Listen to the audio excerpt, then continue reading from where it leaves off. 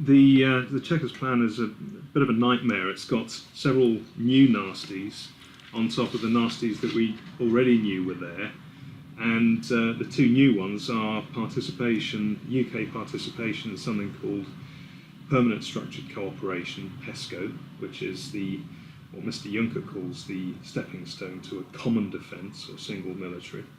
And it's also got something else called UK involvement in the EU Force Catalogue, which is the nominal military forces that the EU has at its disposal under the EU Global Strategy and EU Military Level of Ambition, which is another phrase that they use to describe the direction of their EU military planning.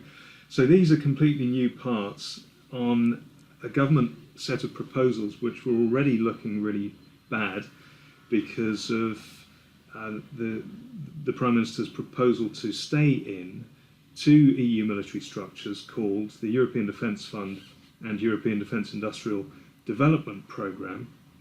We might start to get into some quite uncomfortable acronym territory, but what these two structures do is commit the UK to the full remit of the current EU defence acquis. So all of the regulations and directives and rules and policies of the EU around defence.